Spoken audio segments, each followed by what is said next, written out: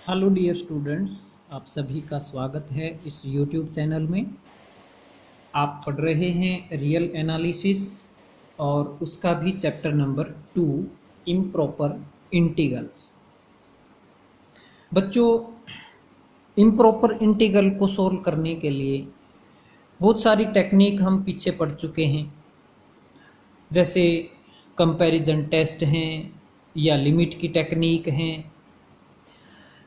लेकिन बहुत सारी प्रॉब्लम ऐसी होती हैं जो उन टेक्निक्स के भी काबू में नहीं आती हैं, यानी कि उन टेक्निक्स की हेल्प से हम उनको सोल्व नहीं कर पाते हैं।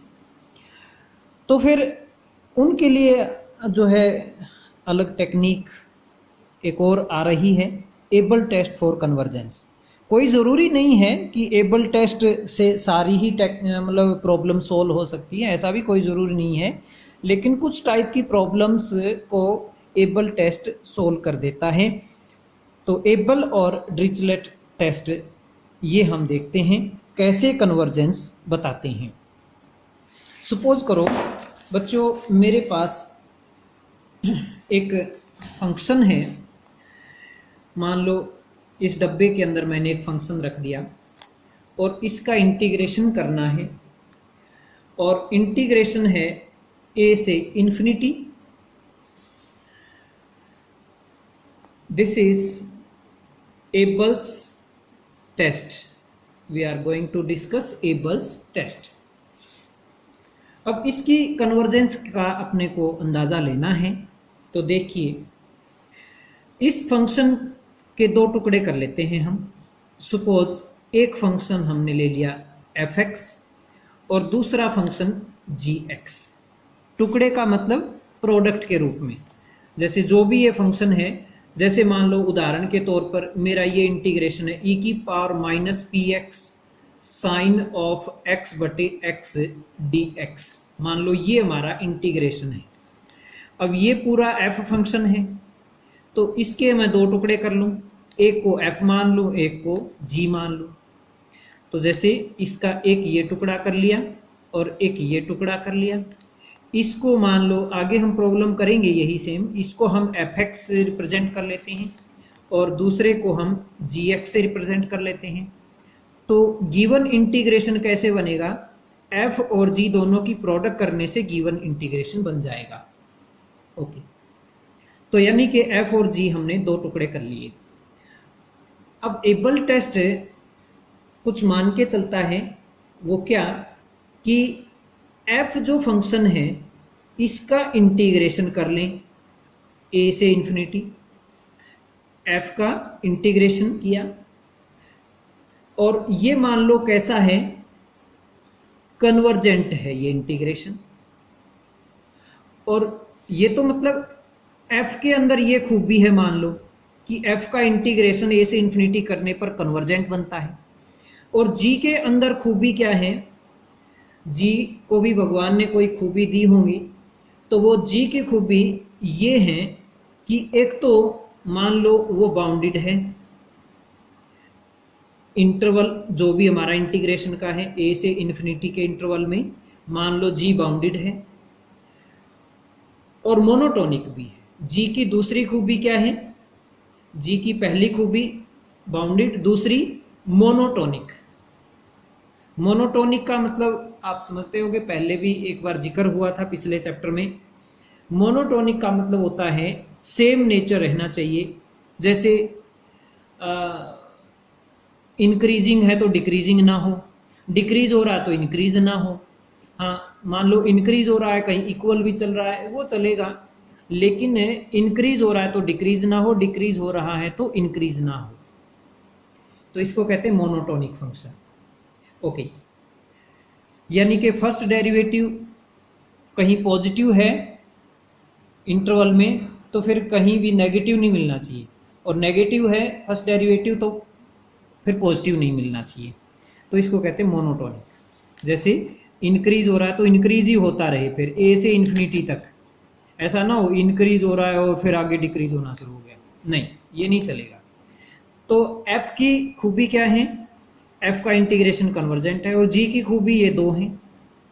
तो बच्चों, इस बात की गारंटी है देन ए से इन्फिनिटी एफ इंटू जी इंटीग्रेशन, यानी कि जो गिवन इंटीग्रेशन था वो क्या होगा, दिस इज कन्वर्जेंट। तो गारंटी है इस बात की, एबल्स टेस्ट गारंटी करता है कि ये गिवन इंटीग्रेशन फिर क्या होगा, कन्वर्जेंट होगा। ओके, अब मैं बात करता हूं डिरिचलेट्स टेस्ट की। डिरिचलेट टेस्ट के अंदर बिल्कुल हम एबल टेस्ट की तरह ही बात करेंगे। मतलब गिवन इंटीग्रेशन ये है जिसके दो टुकड़े कर लिए हमने, एफ और जी, और एफ और जी की जो खूबियां थी अब वो थोड़ी सी डिफरेंट टाइप की खूबी हम लेंगे डिरिचलेट्स टेस्ट फॉर कन्वर्जेंस। तो बच्चों एफ की खूबी क्या है अब की बार, कि एफ का इंटीग्रेशन पहले कन्वर्जेंट था, अब मैं कन्वर्जेंट से थोड़ा सा रिलैक्स कर रहा हूं इसको।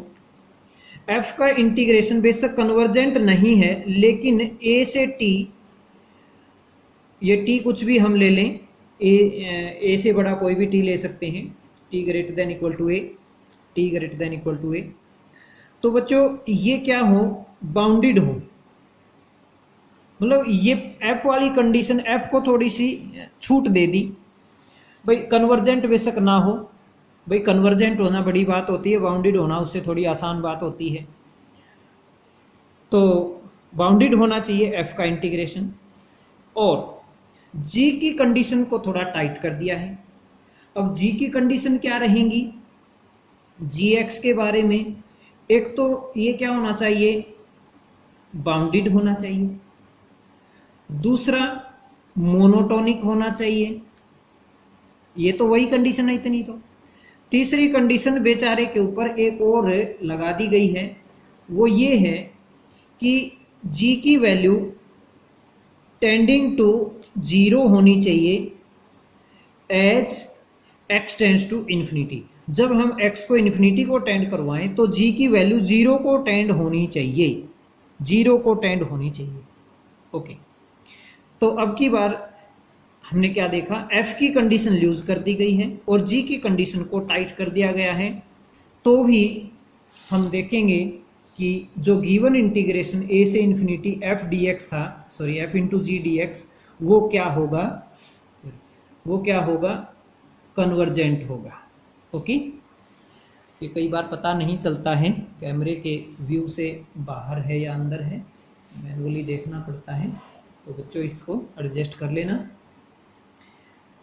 तो क्या बताया, डिरिचलेट टेस्ट में गिवन भी सेम है, एबल टेस्ट और डिरिचलेट दोनों में गिवन भी सेम है, कंक्लूजन भी सेम है, लेकिन बीच की जो अजम्पशन है, बीच की जो मान्यताएं हैं, मानकर जो चलते हैं, वो थोड़ी सी कंडीशंस डिफरेंट है। अब मैं इस पर बेस्ड एक प्रॉब्लम उठाता हूं। चलिए मैं देता हूं एग्जाम्पल नंबर 3 आपको, पेज नंबर 2.49, ये है आपके पास एग्जाम्पल नंबर 3। आप देख रहे हैं स्टेटमेंट, मैं रीराइट कर रहा हूं इसको नोटबुक में। 0 to infinity E raise to power minus P X sine X बटे X D X, P greater than equal to 0, P greater than equal to 0। तो बच्चों इसके अंदर अब आपको सोच समझ करके एफ और जी लेने हैं, इसी के आधे टुकड़े को एफ लेना है, आधे टुकड़े को जी लेना है। तो यहां पर क्या हम सोच समझ करके कैसे लेंगे वो आगे इस प्रॉब्लम से समझ जाओगे।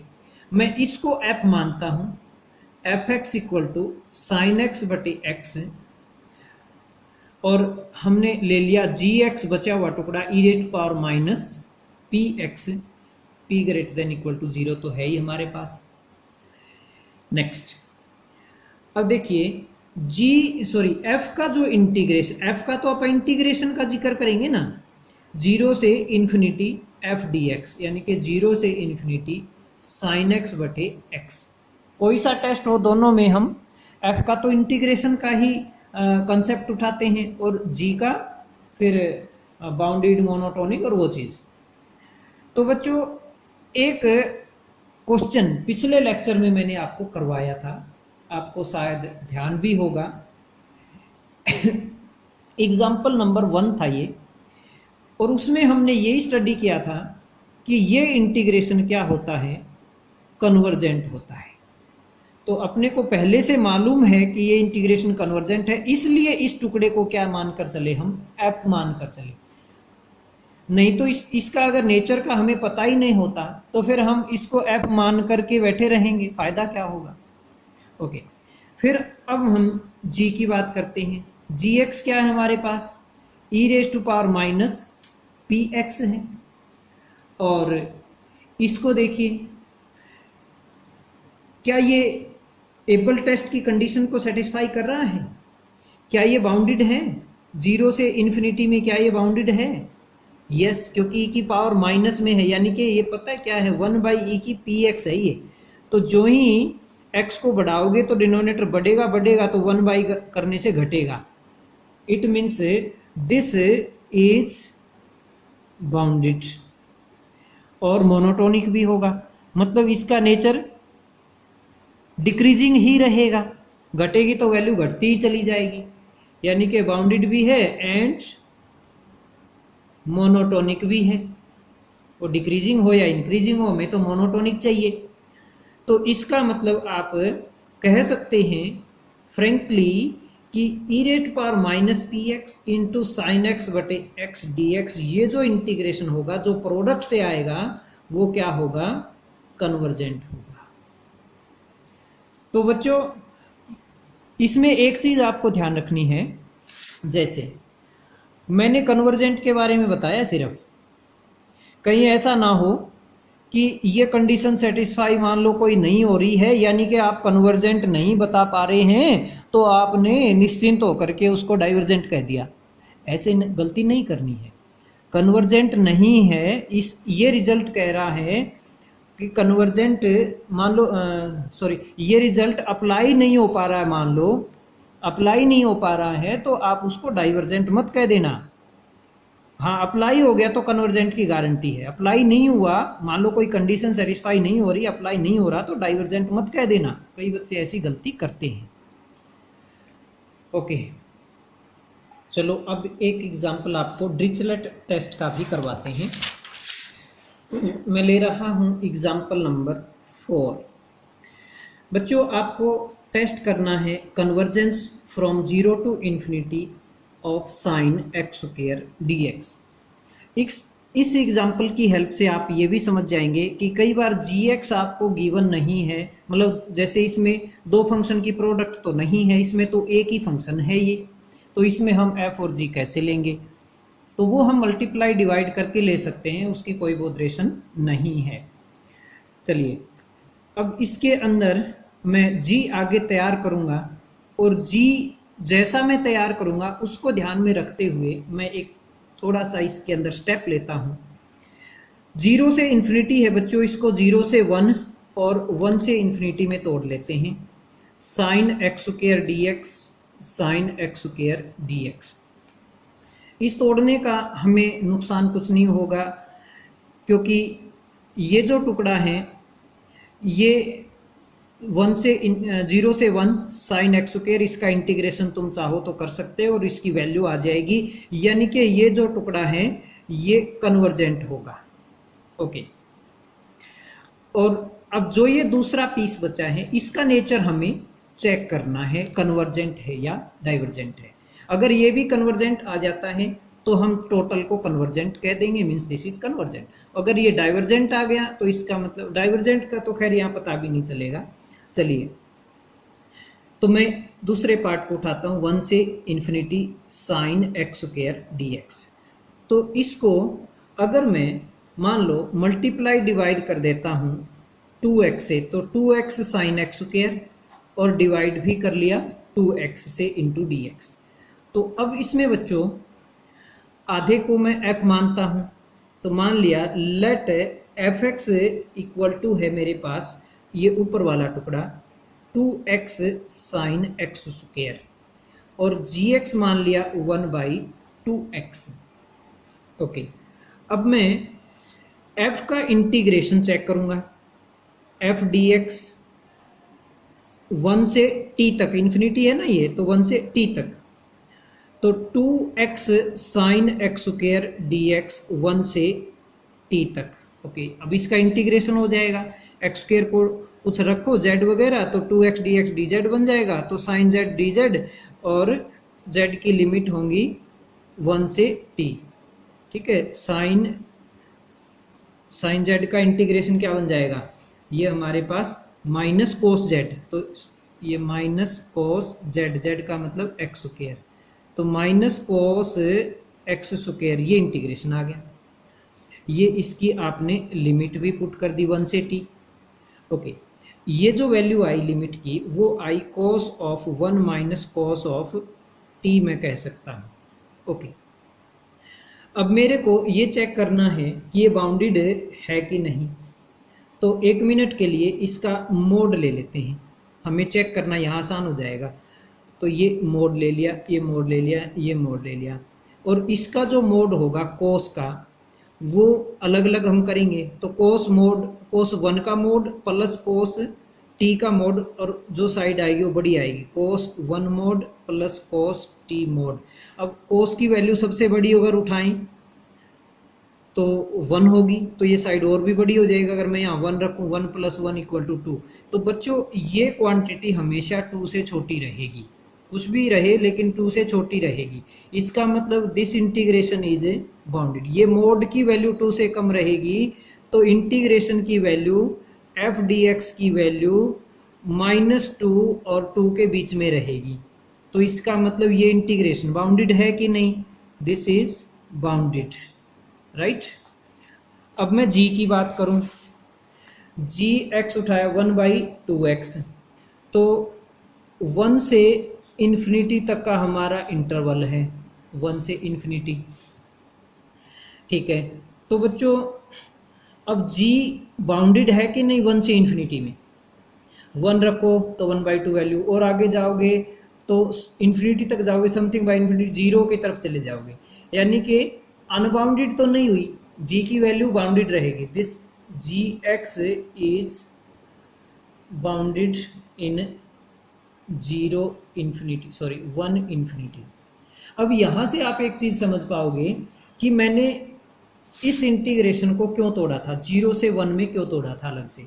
मैं इस 0 को अलग रखना चाहता था इंटीग्रेशन से, मेन जिसके ऊपर मैं टेस्ट लगाना चाहता हूँ उसको मैं, क्योंकि उसमें मुझे अंदाज़ा था कि जी मुझे ये मानना पड़ेगा, और अगर मैंने यहाँ 0 रख लिया, 0 से इन्फिनिटी में काम किया, तो बच्चों समथिंग बाय 0 ये g जो है ना ये अनबाउंडेड बन जाता।